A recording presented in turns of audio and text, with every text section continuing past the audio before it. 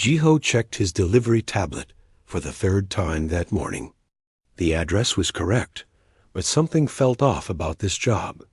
In his 2 years working as a cargo runner on Cascade Point Station, he had delivered packages to every corner of the massive structure. He knew the merchant districts where Qualish traders haggled over spices. He knew the industrial zones where the insectoid Threen built their machines. He even knew the seedier areas where questions were not welcome. But the restricted archives section was new territory. The corridor leading to the archives was different from the rest of the station. Where most of Cascade Point buzzed with activity and noise, this hallway was silent. The walls were smooth and dark, made from some material that seemed to absorb light rather than reflect it. Jiho's footsteps echoed softly as he walked, pulling his cargo float behind him. The container on the float was sealed with official stamps. He did not recognize that at the end of the corridor stood a door that shimmered with a faint blue energy field. Jiho approached and held up his tablet to the scanner. For a long moment, nothing happened. Then the energy field flickered and disappeared. The door slid open with barely a whisper. The room beyond took his breath away. It was enormous, stretching up so high that Jiho could barely see the ceiling. Shelves lined every wall, filled with objects that glowed softly in the dim light. Some looked like books, but others defied description. Floating crystals, metallic spheres that hummed, sheets of what appeared to be frozen light. In the center of it all stood a woman. She was tall and impossibly graceful, her skin carrying a faint luminescence like moonlight on water. Her hair was long and silver, flowing down her back like liquid metal. But it was her eyes that held Jiho frozen in place. They were deep violet, with tiny points of light that shifted and moved like distant stars. She was Vellani, one of the ancient species that most humans only saw in documentaries. The woman turned to look at him, and her expression was cold. "You are late," she said in perfect standard. Her voice carried an echo, as if two people were speaking at once. Jiho swallowed hard and found his voice. "Sorry, the security checkpoints took longer than expected." He pulled the float forward. "I have a delivery for Archive Keeper Hana. That is me." She did not move to help him as he struggled to lift the container from the float. It was heavier than it looked, and Jiho felt sweat forming on his forehead despite the cool air. He set it down on a nearby table, trying not to damage anything in the cluttered space dot as he stepped back. His eyes fell on the container's surface. Carved into the metal were symbols he had never seen before. They were elegant and flowing, each one seeming to dance into the next. Something about them tugged at his mind. Without thinking, without understanding why, Jiho's lips moved. Words came out. Strange words in a language he had never learned. The sounds were soft and musical, nothing like the harsh consonants of Standard or the clicking tones of Threen speech. The words felt old, impossibly old, like stones worn smooth by countless years of wind and rain. Hana's reaction was instant and dramatic. She spun to face him, her eyes wide with shock. The luminescence of her skin flared brighter, bathing the entire room in soft light. "What did you just say?" Her voice had lost all coldness, replaced by something that sounded like fear mixed with wonder. Jiho blinked. I don't know. He looked at the symbols again and felt the same strange pull. "These markings. They seem to mean something. Say it again." Hana moved closer, so close that Jiho could see the tiny lights in her eyes swirling faster. "Speak those words again." He tried. The words came easier this time, flowing from his mouth like water. He spoke a full sentence, though he had no idea what it meant. The sounds felt right somehow, like singing a song he had known all his life, but forgotten until this moment. Hana stumbled backward. She pressed one hand against the table to steady herself. "This is impossible," she whispered. You are human. You cannot know this language. No one knows this language. What language? Jiho asked. Confusion swirled through his mind. I don't understand what is happening. Old Villani. Hana's voice shook. You just spoke Old Villani, the sacred tongue of my people, a language that has been dead for 3,000 years. She moved around him in a slow circle, studying him as if he were one of the artifacts on her shelves. No outsider has ever learned our language. It was forbidden to teach it. When our civilization fell, the language died with it. Even most modern Villani cannot speak it. We lost too much in the sundering. Jiho held up his hands. I swear, I have never studied your language. I did not even know it existed until just now. I just looked at those symbols, and somehow, ... He trailed off, unable to explain. Hana's expression shifted from shock to suspicion. This is some kind of trick. A spy trick. Someone taught you Old Villani to infiltrate our archives. Her hand moved to a device on her belt. No. Jiho took a step back, raising his hands higher. I am just a delivery boy. I haul cargo. That is all. I do not know why I can speak your language, but I promise you, I am not a spy. For a long moment, Hannah stared at him. Then she spoke again, but this time not in standard. The words that came from her mouth were complex and beautiful, flowing together in patterns that seemed almost like music. Jiho understood every word. More than that, he could feel the meaning behind them, the subtle emotions and intentions woven into the grammar itself. And before he could stop himself, he answered her. The response came naturally, perfectly formed. He spoke about the weather on the station, about his morning routine, about the sandwich he had eaten for breakfast. All of it in Old Villani, a language he had never learned. Hana's hand fell away from her belt. The suspicion in her eyes transformed into something else. Something that looked like hope mixed with fear. By the light of the first suns, she breathed. You truly do not know how you speak it. I can hear it in your words. The grammar is perfect, but your word choices are ... innocent, like a child speaking. What does this mean? Jiho asked, and he was surprised to realize he had spoken in Old Villani again without meaning to. The language was becoming easier with each word. Hana moved to a communication panel on the wall. Her fingers danced across the controls. It means, she said slowly, that something impossible has just happened, and I need to contact the elders immediately. She looked back at him, and for the first time, her cold expression had melted into something warmer. You should sit down, Jiho. Your life just became far more complicated than delivering packages. Jiho sat. His hands were shaking. Somewhere in the back of his mind, more words in Old Villani were surfacing, rising up from depths he did not know existed within him. Ancient words for ancient things. Words that carried the weight of 3,000 years of silence. He was just a delivery boy. He had always been just a delivery boy. But as he watched Hannah speak urgently into the communicator, calling for elders and specialists and security, Jiho realized that his simple life had just ended. Whatever came next would change everything. 3 Villani arrived within the hour. They moved through the archive like ghosts, their footsteps making no sound despite their height. Each carried themselves with a dignity that made Jiho feel small and clumsy in his worn delivery uniform. They gathered around him in a semicircle, while Hana stood to the side, her arms crossed. The oldest of the 3 stepped forward. His skin glowed with a deeper luminescence than Hana's, and his eyes held centuries of wisdom and sadness. I am Timin, he said in standard. Hana has told us what happened. We need to verify her claims. Jiho nodded, his throat dry. I understand. Timin switched to Old Villani without warning. The words came rapid and complex, full of subtle grammatical structures that would take years to master.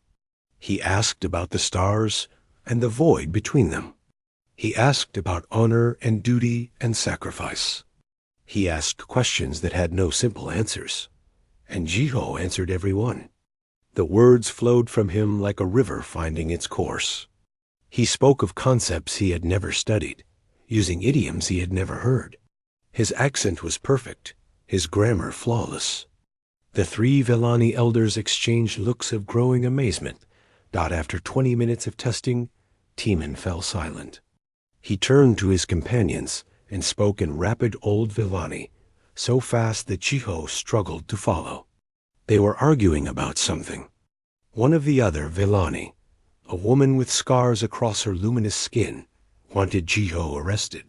She kept saying he was dangerous, that he had stolen something precious. Timon argued back, his voice firm but controlled. Finally, Timon turned back to Jiho. "How is this possible?" He asked in Standard. "You are human. Your people barely left your planet when my people were already ancient. There is no way you could have learned Old Vellani through natural means." "I do not know," Jiho said honestly. "I did not even know I could speak it until today.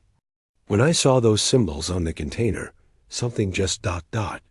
clicked inside my head, like remembering something I had forgotten." The scarred Vellani woman moved closer. "Show me your identification." Her voice was cold and commanding. Jiho fumbled for his ID card and handed it over. She scanned it with a device from her belt, then scanned Jiho himself. The device beeped and displayed information that Jiho could not read. The woman's eyes widened. She looked at Timon and said something in Old Vellani that made all three elders go very still. Hannah pushed forward. "What? What does it say?" Timon took the device and studied the display. For a long moment, he said nothing. Then he looked at Jiho with an expression that held wonder and confusion in equal measure. "Your genetic code," he said slowly. "It contains markers. Vellani markers." "That is impossible," Hannah said. "Humans and Vellani never interbred. Our species only made first contact 200 years ago." "Official first contact," Timon corrected. He handed the device to Hannah so she could see for herself. "But these markers are old. Very old. They have been dormant in his bloodline for..." He paused to calculate. "At least 3,000 years. Possibly longer." Jiho felt dizzy. "Are you saying I am part Vellani?" "A very small part," Timon said. "Perhaps 1% of your genetic code? Maybe less. But it is there. And more importantly, these specific markers match a bloodline we thought extinct. A group called the Wanderers who disappeared during the final days of the Sundering." The scarred woman shook her head. "The Wanderers died at the Battle of 7 Moons. Everyone knows this." "Apparently not everyone," Timon said quietly. He looked at Jiho with new respect. "Some of them must have survived. They must have fled to Earth when your people were still primitive. They hid among your ancestors, and over thousands of years, their Vellani blood became diluted. But the genetic memory remained, sleeping, waiting." Hannah was staring at the device screen with fascination. "The language is encoded into his DNA. I have read about this technique. The ancient Vellani used it to preserve important information. They could store entire languages, histories, even skills into genetic sequences that would pass down through generations." "But why?" Jiho asked. "Why would they do that?" Timon's expression grew sad. "Because they knew our civilization was ending. The Sundering was not just a war. It was an apocalypse. Entire worlds burned. Billions died. Those who survived knew that our culture, our language, our very identity would be lost. So they took extreme measures to preserve what they could." The third elder, who had been silent until now, finally spoke. He was younger than Timon, but older than Hannah, with kind eyes. Some fled to other species, hoping to hide pieces of our culture within them. They must have believed that one day, perhaps thousands of years in the future, those pieces would resurface. He smiled sadly at Jiho. You are one of those pieces. A message in a bottle thrown across an ocean of time.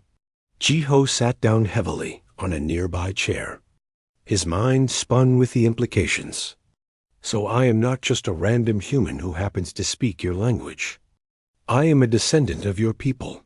In the most technical sense, yes, Teeman said. Though you are far more human than Villani now. The blood has been diluted over many generations. You are perhaps the 1000th great-grandchild of whoever the original wanderer was. Can others like me exist? Jiho asked.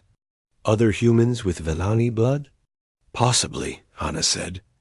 She was still studying the genetic data with intense focus. But the markers would be rare. Your ancestor must have integrated into a small human population. Over 3,000 years and hundreds of generations, those genes would have spread thin. You might have distant cousins who carry inactive markers, but for them to activate like yours did. She shook her head. That is extraordinary luck. Or destiny, if you believe in such things. The scarred woman crossed her arms. This changes nothing. He still knows our sacred language. Even if he has ancient blood, he is not one of us. We should suppress this information and make sure he tells no one else. Yuna, please, Teeman said with a tired sigh. He did not ask for this. And suppressing the truth will not make it disappear. Yuna glared at him. Our language is all we have left of our civilization. It is the last thing that makes us Villani and not just another extinct species that others study in museums. If word spreads that a human can speak Old Villani, what little remains of our identity will be stolen from us.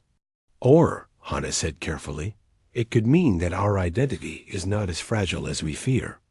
If our ancestors went to such lengths to preserve the language, perhaps they wanted it to survive even if we did not. Perhaps they wanted it to find new voices. Yuna looked like she wanted to argue, but Teeman raised a hand. This discussion is above our authority. We must bring him before the council. Elder Myre will decide what to do. The mention of that name made all the Villani straighten slightly. Even Yuna's expression shifted from anger to something closer to respect. The council meets in 2 days, Teeman continued. Until then, Jiho must stay in the archives. Hana, he is your responsibility. Hana nodded. I will watch over him. The 3 elders left as quietly as they had arrived. Once they were gone, the archive felt suddenly empty. Hana turned to Jiho, and for the first time, she smiled. It was a small smile, cautious and uncertain, but genuine. Well, she said, your life just became very interesting. Jiho laughed, though it came out shaky. I deliver packages. I am not prepared for this. No one is ever prepared for destiny, Hana said. She moved to a small room at the back of the archives. Come, I have a spare sleeping area you can use. And I think we should talk. If you truly carry the blood of the Wanderers, there is much you need to learn about who you are. Jiho followed her, his mind still reeling. Somewhere in his genetic code lay the memories of a people he had never known. A civilization that had burned 3,000 years before he was born. And somehow, impossibly, he had become their voice in a new age. He did not feel like a message in a bottle. He felt like a delivery boy who had picked up the wrong package. But as Hana began to tell him about the Villani, about the Sundering and the Wanderers, and the beautiful, tragic history of her people, Jiho began to understand something important. He had not picked up the wrong package. He was the package, and he had just been delivered to exactly where he needed to be. The council chamber was smaller than Jiho expected. 6 Villani sat in a semicircle on elevated seats that seemed to float without support. At the center sat Elder Myray, and Jiho understood immediately why the others respected her. She was ancient in a way that transcended age. Her skin glowed with a deep blue luminescence, and her eyes held stars that had seen civilizations rise and fall. Jiho stood in the center of the room with Hana beside him. He had worn his cleanest clothes, but he still felt shabby next to the elegant Villani surrounding him. Myray studied him in silence for what felt like hours. Finally, she spoke. "Speak to me in the old tongue," she commanded. Jiho took a breath and began. He told her about his childhood on Earth, about his parents who worked in factories, about how he had saved money to buy passage to the stars. He told her about his dreams and his fears. The words flowed in Old Villani, and with each sentence he felt more confident. When he finished, Myray nodded slowly. "Your accent is flawless. Your grammar is ancient and pure, unspoiled by the degradations modern Villani have introduced. You speak as my grandmother spoke 300 years ago." She leaned forward. "But language alone does not make you one of us. Blood alone does not make you one of us. If you wish to claim Villani heritage, you must prove yourself worthy. How?" Jiho asked. "The Vault of Echoes," Myray said. The other council members shifted in their seats. "It is the last intact archive of our civilization. Hidden on a dead moon in the outer reaches, it contains our history, our technology, our culture. Everything we were before the Sundering. It has been sealed for 3,000 years. Many have tried to open it. All have failed." Hana stepped forward. "Elder Myray, the vault requires perfect Old Villani and specific genetic markers. If Jiho truly carries Wanderer blood, then he should be able to open it," Myray finished. "If he succeeds, it will prove beyond doubt that he is what he claims to be. A descendant of our people. A bridge between our species." She looked at Jiho with those ancient eyes. "But I must warn you. The region around the vault is controlled by the Kresh Dominion. They are a military empire with no love for humans or Villani. They have been searching for the vault for centuries. If they discover you have found it, they will kill you to claim its contents." Jiho felt his stomach tighten with fear. But he also felt something else. Curiosity, wonder, a strange sense that this was what he was meant to do. "I will try," he said. Myray smiled for the first time. It transformed her face, making her look younger. "Good. Hana will accompany you. She is our best scholar and knows more about the vault than anyone living. You leave tomorrow." The meeting ended, and Hana led Jiho from the chamber. As they walked through the corridors, she was quiet. Finally, Jiho asked, "Do you think I can do this?" Hana stopped and looked at him. "Honestly, I do not know, but I believe you should try. The vault has been closed for so long. If there is even a chance you can open it, we must take it. My people are dying, Jiho. Not quickly, but slowly. We number less than 300 across the entire galaxy. Our culture fades more each year. The vault holds everything we have lost. If you can open it, you will give us back our past. And maybe our future." The next morning, they boarded a small ship. It was old but well-maintained, with Villani markings along its hull. Hana piloted while Jiho sat in the co-pilot seat, watching the stars stretch past them as they jumped through hyperspace. The journey would take 3 days. During those days, Hana taught him about Villani history. She showed him images of their worlds before the Sundering. Beautiful planets with crystalline cities that reached into the clouds. Gardens that spanned continents. Art and music that brought tears to his eyes. And she told him about the Wanderers, the group his ancestor had belonged to. They were explorers, Hana explained. They traveled to the edges of known space and beyond. They made first contact with dozens of species, including your ancestors on Earth.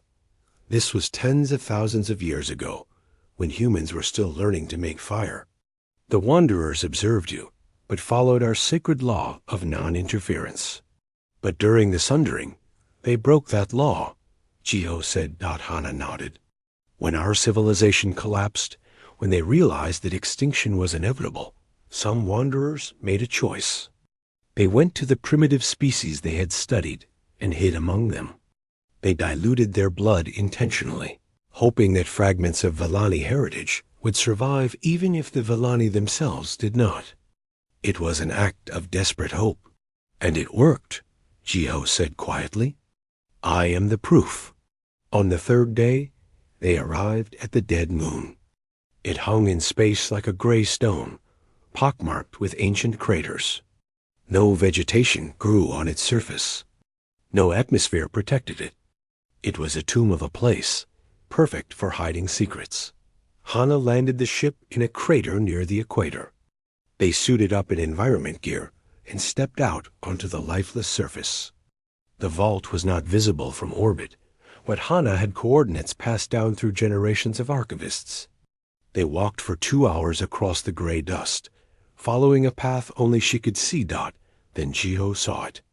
A structure rising from the ground like a tooth of black crystal. It was massive, easily 100 meters tall, and it seemed to drink in light rather than reflect it. The surface was covered in symbols, thousands of them, flowing across the crystal in patterns that hurt his eyes to follow. The Vault of Echoes, Hana whispered. Her voice shook with emotion. I have dreamed of this place my entire life. No living Vellani has seen it in 3,000 years. They approached the entrance, a smooth archway at the base of the structure. There was no door, just a flat surface covered in more symbols. Hana gestured to it. Place your hand here and speak the activation phrase. I will teach it to you. She spoke the words in Old Vellani, and Jiho repeated them. They were complex, full of sounds that seemed impossible for a human throat to make. But when he spoke them, they came out perfectly. He placed his hand against the cold crystal surface and spoke the phrase again. For a moment, nothing happened. Then the symbols began to glow. Light spread across the surface like water, filling each carved line with brilliant white luminescence. The crystal hummed with power, a sound that Jiho felt in his bones. The flat surface began to dissolve, revealing a passage into darkness. It worked, Hana breathed. Tears streamed down her face. By the first suns, it actually worked. They stepped inside. The passage sloped downward, deeper into the moon. The walls glowed with their own light, making their suits unnecessary. As they walked, the corridor opened into a vast chamber. Jiho stopped and stared. The chamber was enormous, so large he could not see the far walls. Shelves rose on every side, stretching up into darkness. Each shelf held objects, data crystals, artifacts, and things he had no names for. But it was the center of the chamber that made his breath catch. A sphere of light floated there, 3 meters in diameter. It pulsed slowly like a heartbeat. Within the light, he could see images moving, faces, places, moments from history playing out in eternal loop. The memory nexus, Hana said. Her voice was full of awe. The heart of the vault. It contains the recorded memories of thousands of Vellani who lived before the Sundering. Their knowledge, their experiences, their thoughts, all preserved here. Jiho moved closer to the sphere. Something about it called to him. The same feeling he had when he first saw the symbols on that delivery container. Without thinking, he reached out his hand. Wait! Hana shouted. We do not know what will happen if you... Too late. Jiho's fingers touched the sphere. Light exploded through his mind.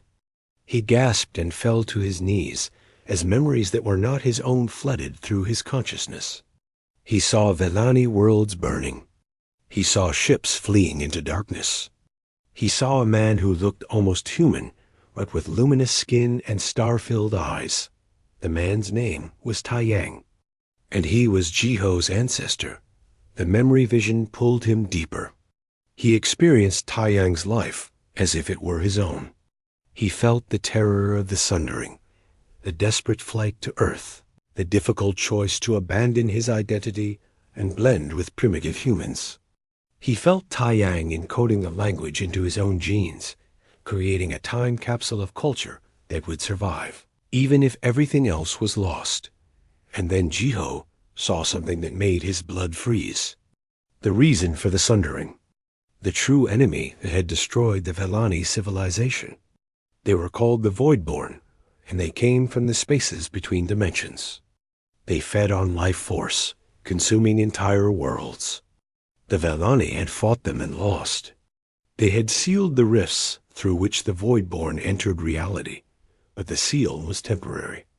The Voidborn were patient. They could wait millennia for the seals to weaken, and the vault itself, Jiho realized with growing horror, was a beacon. Its activation sent a signal across dimensions. A signal that told the Voidborn that the Vellani still existed. That food remained. Jiho pulled his hand away from the sphere and collapsed. Hannah caught him. "What did you see?" she demanded. "We made a mistake," Jiho gasped. Opening the vault. It was a trap. Not for us, but for them. The Voidborn. They are coming. Hannah helped Jiho to his feet. His legs felt weak, and his mind swam with images that were not his own. The memory nexus pulsed behind them, its light casting long shadows across the vault floor. "Tell me everything you saw," Hannah said urgently. Jiho took a shaking breath and began to speak. The words came in Old Vellani because it felt more natural now, as if the language had fully awakened inside him. He told her about Taiyang, his ancestor. He described the Voidborn and the sundering in detail that made Hannah go pale. And he explained the terrible truth about the vault. "It is not just an archive," Jiho said. "It is a warning system. When we opened it, we activated a dimensional signal. The Voidborn will sense it. They will come." Hannah pressed her hands against her face. "How long do we have?" "I do not know. Taiyang's memories do not contain that information." Jiho looked back at the memory nexus. "But there is more in there. I only touched it for a moment. If I go deeper, I might find answers. Maybe even a way to stop them." "It could kill you," Hannah warned. The memory nexus was not designed for human minds. Even Vellani who used it sometimes went mad from the overload of information. "Do we have a choice?" Jiho asked. He could still feel the echo of Taiyang's desperation in his mind. His ancestor had sacrificed everything to preserve hope. Jiho would not let that sacrifice be meaningless. "I have to try." Hannah studied his face for a long moment. Then she nodded. "If you are going to do this, we need to prepare. The Nexus responds to genetic keys and language patterns. If you enter it fully, your mind will be flooded with thousands of memories at once. You need to focus on what you are searching for, or you will be lost." "How do I focus?"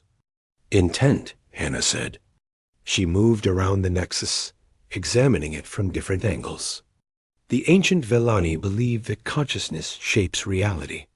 If you enter the Nexus with a clear question in your mind, it will guide you to the relevant memories. You need to ask, how do we stop the Voidborn? Jiho approached the sphere again. His hand trembled as he raised it. "If I do not come back, you will come back," Hannah said firmly. "I will not lose you before I even get to know you properly." There was something in her voice, something warm and unexpected. That gave Jiho courage. He placed both hands against the sphere and opened his mind to it completely.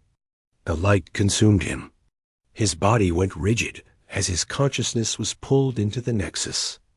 Hannah caught him before he could fall and lowered him gently to the floor, his hands still touching the sphere. Inside the Nexus, Jiho floated in an ocean of memory. Thousands of Vellani lives surrounded him, each one a thread of light in an infinite web. He could feel their joys and sorrows, their loves and fears. It was overwhelming, beautiful, and terrifying all at once. He forced himself to focus. How do we stop the Voidborn? The web responded. Threads began to move, weaving together into a pattern. Jiho followed them deeper into the ocean of memory. He saw the final days of the Vellani civilization. He witnessed battles between elegant Vellani ships and impossible creatures that existed partially outside normal space. The Voidborn were not physical beings in the traditional sense. They were hunger given form, existing in multiple dimensions at once. The Vellani had tried everything. Weapons, shields, dimensional barriers. Nothing worked. The Voidborn consumed worlds faster than the Vellani could evacuate them. Billions died. Entire star systems went dark. The Vellani civilization, which had endured for over 100,000 years, crumbled in just 3 decades. But there was one weapon the Vellani had developed. A last desperate measure. The memories showed Jiho a project called the Resonance Key. It was not a weapon in the traditional sense. It was a dimensional anchor designed to seal the rifts permanently. But it required an impossible power source. The life force of a being that existed in multiple realities at once. A being that was both Vellani and something else. A bridge between dimensions. The ancient Vellani had never found such a being. They had sealed the rifts temporarily using thousands of willing sacrifices. Vellani who gave their lives to power a lesser version of the Resonance Key. But they knew the seal would eventually weaken. So they had hidden the true Resonance Key in the vault, along with instructions for its use. They hoped that someday, someone would be born who could power it. Someone who carried Vellani blood mixed with another species. Someone who existed between worlds. Someone like Jiho. The realization hit him like a physical blow. This was why Taiyang had encoded the language into his genes. Not just to preserve Vellani culture, but to create the bridge the Resonance Key needed. By mixing Vellani blood with human blood over thousands of years, Taiyang had engineered a solution to the Voidborn threat. He had created a weapon that would not exist for 3,000 years. Jiho pulled himself out of the memory ocean. His eyes snapped open, and he gasped, drawing air into lungs that felt like they had stopped breathing. Hannah was leaning over him, her face tight with worry. "How long was I in there?" he asked. 5 minutes, Hannah said. "But you were not breathing. I was about to pull you out." "I know how to stop them," Jiho said. He sat up, his head spinning. "There is a device here. The Resonance Key. It can seal the rifts permanently. But it needs a power source." "What kind of power source?" Jiho met her eyes. "Me." Hannah went very still. "What do you mean?" "The device requires someone who exists between dimensions. Someone who is both Vellani and not Vellani. Someone whose genetic structure is unstable enough to channel dimensional energy." He stood up, his legs shaky but functional. "That is what Taiyang created. Not just a person who could speak old Vellani, but a living key to the resonance." "No," Hannah said flatly. "There must be another way." "I saw the memories," Jiho said. "Thousands of Vellani tried to find another way. They failed. This is the only option." He looked around the vault. Where would they have stored it? Hannah hesitated, then sighed. She walked to the far side of the chamber, where a smaller alcove was carved into the wall. Inside sat a device that looked like a sphere of twisted metal and crystal, about the size of a human head. It pulsed with a faint light that hurt to look at directly. "The Resonance Key," Hannah said quietly. "I have read descriptions of it, but I never believed it truly existed." She touched the sphere gently. "The ancient texts say it requires a sacrifice. The person who powers it will have their life force drained to seal the rifts. They will die, and I will die, Geo said simply. You cannot make that choice so easily. Hannah spun to face him, and tears glowed on her luminous cheeks. You have only just discovered who you are. You deserve to live, to learn about your heritage, to be part of something larger than yourself. I am part of something larger, Geo said gently. I am the message Tai Yang sent across time. I am the hope he preserved. And if I do not use the resonance key, everything he sacrificed for will be meaningless. The Voidborn will come. They will consume this galaxy just like they consumed the last one. Before Hannah could respond, an alarm shrieked through the vault. Both of them turned to look at the entrance. Through the crystal walls, they could see lights in the sky. Ships, dozens of them. The angular, aggressive designs marked them as Kresh Dominion vessels. They detected the vault's activation, Hannah said. They are coming for the technology. Then we need to move, Geo said. He picked up the resonance key, and energy crackled across his skin where he touched it. The device recognized him. It hummed with approval, eager to be used. Can you contact the Vellani? Tell them what is happening. Hano is already moving to a communication panel on the wall. I will try. But even if they come, it will take time. The nearest Vellani ship is days away. Jiho held the resonance key against his chest. He could feel it connecting to him on a fundamental level, reading his genetic code like a book. Taiyang's memories stirred in his mind again. His ancestor had known this moment would come. He had prepared for it 3,000 years ago. Tell them to hurry, Jiho said. Tell them the Voidborn are coming. And tell them that a human who is also Vellani is going to save both our species. The crushed ships landed on the moon's surface. Through the vault's walls, Jiho could see armored soldiers pouring out, weapons ready. They would be inside within minutes. And behind them, invisible but very real dimensional rifts were beginning to open. The Voidborn had sensed the beacon. They were waking from their long sleep. They were hungry. The final battle was about to begin. The crushed soldiers breached the vault entrance with explosive charges that shook dust from the ancient ceiling. Jiho and Hana retreated deeper into the chamber as the sound of armored boots echoed through the passages. The resonance key pulsed in Jiho's hands, growing warmer with each passing second. They will kill us for this technology, Hana said. She held a small energy weapon she had taken from the ship, but Jiho knew it would not be enough against a full Kresh assault team. Then we do not give them the chance, Jiho said. He looked at the memory nexus, still pulsing with light in the center of the chamber. Help me reach the nexus. I need to connect the resonance key to it.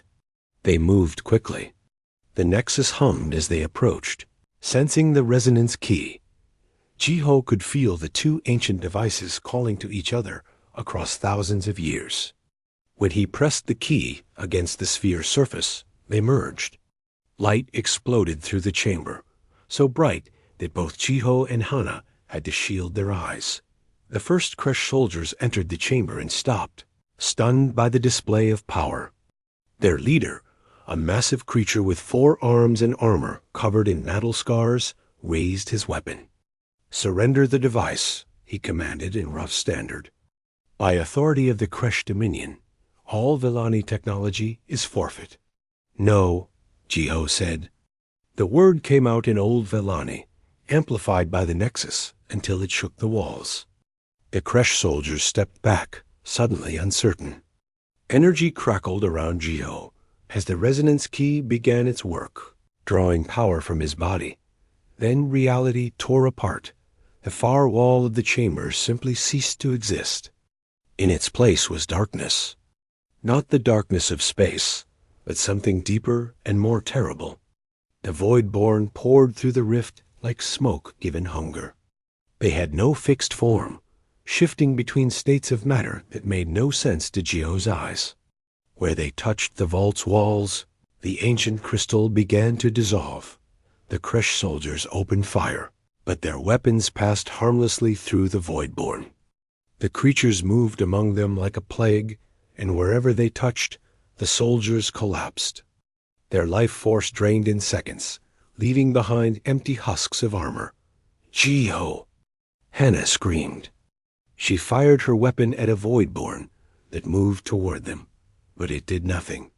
The creature reached out with something that might have been a hand. Hannah stumbled backward. Jiho acted on instinct. He spread his arms wide and called upon the resonance key. Energy exploded from his body in a wave of brilliant light. The Voidborn that had been reaching for Hannah dissolved with a shriek that existed in multiple dimensions at once. But the effort cost Jiho dearly. He fell to one knee, gasping. Blood ran from his nose. "You cannot fight them all," Hannah said. She grabbed his arm, trying to pull him toward the exit. "We have to run." "Running will not help," Jiho said. More rifts were opening throughout the chamber. Through each one, more Voidborn emerged. They will spread across the galaxy if we do not stop them here. This is what the resonance key was built for. This is what I was born for. He closed his eyes and reached deep inside himself, to the place where Taiyang's memories lived, to the Vellani blood that flowed through his veins, to the human determination that had carried his species from caves to the stars. He was both and neither. He was the bridge. The resonance key responded to his will. Energy surged from the nexus, through the key, and into Jiho's body. It hurt. It felt like his blood was turning to fire, like his bones were dissolving into light. But he did not let go. He channeled all of that power outward, creating a wave of dimensional energy that expanded in all directions. The wave hit the rifts, and they began to seal. The Voidborn shrieked in rage and fear as their doorways back to the void closed one by one. They rushed toward Jiho, desperate to stop him, but Hannah stood in their way. She fired her weapon again and again, not to hurt them, but to slow them down. To buy Jiho seconds, precious seconds. Then the other Vellani arrived. Ships dropped out of hyperspace above the moon. Elegant vessels that moved like dancers, their weapons firing with precision. They did not attack the Kresh or the Voidborn. Instead, they created a defensive perimeter around the vault, buying time. And through the vault entrance came Elder Mireille herself, moving faster than Jiho thought possible for someone so ancient. "Hold on, child," Mireille said. She placed her hands on Jiho's shoulders, and her own life force began to flow into him, supplementing his power, helping him bear the burden. "You do not have to do this alone." Other Vellani followed her into the chamber. Timan, Yuna, dozens more. Each one placed their hands on Jiho or on each other, forming a chain of life force that flowed into the resonance key. Together, they were stronger than any Voidborn. Together, they could seal the rifts permanently. The last rift closed with a sound like thunder. The remaining Voidborn dissolved, cut off from their home dimension. The resonance key pulsed one final time and then went dark. The energy holding Jiho upright vanished, and he collapsed. Hannah caught him before he hit the ground. "Is he alive?" Mireille asked. Hannah pressed her fingers to his neck, searching for a pulse. For a terrible moment, she found nothing. Then, weak but steady, she felt it. "Yes," she breathed. "He lives." Jiho's eyes fluttered open. Everything hurt. His body felt like it had been turned inside out and put back together wrong. But he was alive. Did it work? He whispered. "It worked," Hannah said. Tears streamed down her face. "You sealed the rifts. All of them. Across this entire sector of space. The Voidborn cannot return for thousands of years. Maybe never." The Kresh soldiers who survived the attack had fled. Their ships were already leaving orbit, unwilling to face the combined Vellani fleet. In the chamber, Surrounded by his people and Jiho's people, Myray knelt beside the young man who had saved them all. "You are Vellani," she said softly. "Not by blood alone, but by deed. You sacrificed everything to protect us, to protect everyone." She placed her hand over his heart. "I declare you a true child of our people. You have earned your place among us." Jiho tried to sit up, but failed. His body would not obey him. Hana helped him lean against the memory nexus, which now pulsed with a softer, calmer light. "What happens now?" he asked. "Now you rest," Hana said. She sat beside him, holding his hand. "You have changed everything. Humanity and Vellani are connected now, in ways we never imagined. You are the proof that two species can be stronger together than apart." Over the following days, as Jiho slowly recovered, the story of what happened spread across the galaxy. Humans learned that one of their own carried ancient blood and had spoken a dead language to save countless lives. Vellani learned that their lost wanderers had not died in vain, that their desperate plan had borne fruit after 3,000 years. Other species heard the tale and wondered what other bridges might exist between their peoples. The vault remained open, its treasures now shared between Vellani and humans. Scientists from both species worked side by side to understand the technology. Artists studied the memory nexus and created works inspired by ancient Vellani culture. Children learned Old Vellani in schools, no longer a dead language, but a living bridge between worlds. Jiho returned to Cascade Point a month later. His body had mostly healed, though his eyes now carried a faint luminescence that marked him as changed. He could see things others could not, dimensions of reality that existed just beyond normal perception. He was no longer fully human, but not quite Vellani either. He was something new, something unique. His boss at the delivery company was waiting for him at the dock. The old man looked at Jiho with a mixture of awe and confusion. "So," he said awkwardly, "I heard you saved the galaxy." Jiho laughed. It felt good to laugh again. "I just made a delivery," he said. "The most important delivery of my life, maybe. But still just a delivery." "Right," his boss said. He handed Jiho a data pad. "Well, when you are ready to get back to work, I have some packages that need delivering. Nothing as exciting as ancient vaults and dimensional rifts. Just normal cargo." Jiho took the pad and looked at the list of deliveries. Simple jobs, mundane tasks, the kind of work he had done for years. He smiled. Normal sounds perfect, but his life would never truly be normal again. Hana had taken a position as liaison between Vellani and human governance, and she insisted that Jiho work with her. Together, they traveled the galaxy, helping to build bridges between species. He taught humans about Vellani culture. She learned about human resilience and adaptability. They were partners in every sense of the word. And sometimes, late at night, when the ships were quiet and the stars shone through the viewports, Hana would ask Jiho to speak to her in Old Vellani. He would tell her stories about his day, about the people he met, about his dreams for the future. And she would listen, knowing that every word he spoke was a victory over extinction. A message delivered across time that had finally reached its destination. Jiho was no longer just a delivery boy. He was a bridge between worlds, a voice for the voiceless, a living reminder that hope could survive anything, even 3,000 years of silence. But in his heart, he would always be that young man who picked up a package and saw symbols that spoke to something deep within him. That moment of recognition, that instant when ancient language woke from its long sleep, had changed everything. And it had all started with a simple delivery to the archives. The right package, delivered to the right person, at exactly the right time. Some might call it coincidence.